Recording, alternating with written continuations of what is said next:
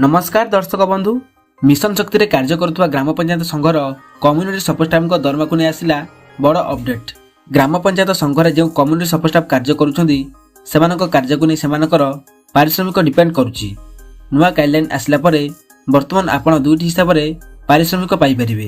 गोटे हूँ मंथली आपण जो कार्य करुँच से हिसाब से पारिश्रमिक मिल अन्यटी हूँ आपण कार्य को बाद देला परे जदि एक्सट्रा कार्य करुँच केउ कार्य आपन को किपरि इनसेंटिव रही ओडिशा जीविका मिशन पई गाइडलाइन प्रस्तुत करा जायछि।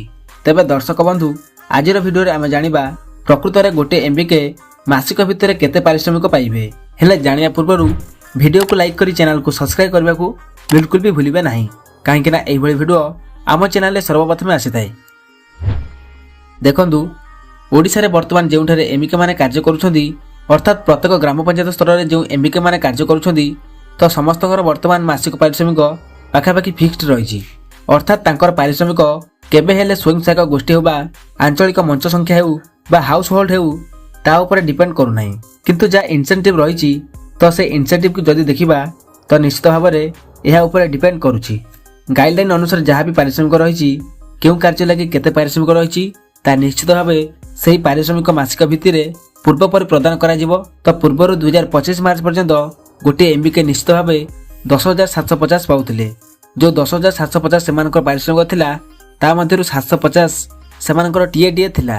किंतु एप्रिल 2025 ठाରୁ सेमाने जेउ कार्य करिवे ओडिशा जीविका मिशन तरफरु जेउ गाइडलाइन जारी कराइथिला तो से गाइडलाइन अनुसार वर्तमान जणे एमबीके मासिक भित्तिरे जदि समस्त कार्य को ठीक भाव में करूछंदी तो सेथि लागि पारिश्रमिक बाबद रे 9,000 टंका पाइबे। ता सहित जदि सेमाने टीएडीए पूर्व परि 500 और 250 थिला तो मोट 750 टंका अर्थात 9,750 टंका सेमाने पाइबे।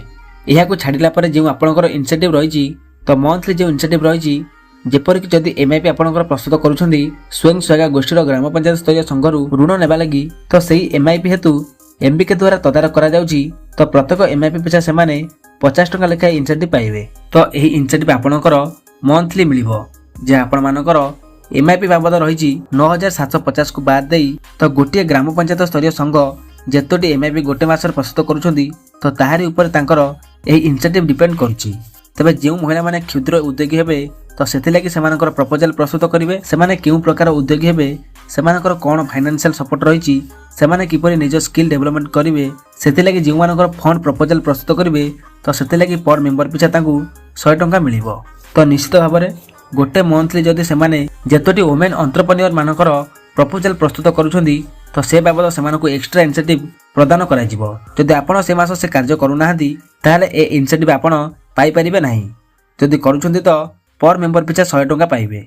ता सहित मंथली जो पारिश्रमिक रही तो आपण मानकर जहाँ भी टार्गेट रही ताहा आपण समस्तकु से टार्गेट फिलअप कला परे ही ता बाबद जेतिकी पारिश्रमिक रही ताहा मिलिबो। जेपरिक इसी मीटिंग करिवे रिजोल्यूशन करिवे ताहा लागि 2,000 टंका लोक स्लैब रे आपनकर समस्त ट्रांजैक्शन को एंट्री करिवा ता सो अप्रूवल करिवा जहा कि लोकस पय आपनकर दायित्व रही। तो जदि से कार्य करूछंदी ताहाले से बाबद रे 2,000 टंका मिलिबो। एमिति कार्य को बंटन करा जायछि। जदि आपण कार्य को ठीक भाव में से मास करूछंदी ताहाले आपण ता बाबद रे जेतिकी टंका पारिश्रमिक अछि ताहा पाइबे। जदि समस्त कार्य को ठीक भाव में करूछंदी ताहाले पारिश्रमिक हिसाब से समस्त एमबीके निश्चित भाव 9,750 टंका पारिश्रमिक पाइबे। यह छाड़िला परे एमआईपी आ वुमेन एंटरप्रेन्योर को देखि आपनकर इनसेंटिव से मास निर्भर करुछि।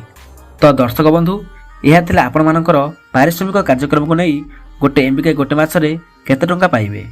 तो एही भली नुआ नुआ अपडेट पाइबा पई आम चैनल क्विक न्यूज 24 सह जोड़ी ही रुहंतु।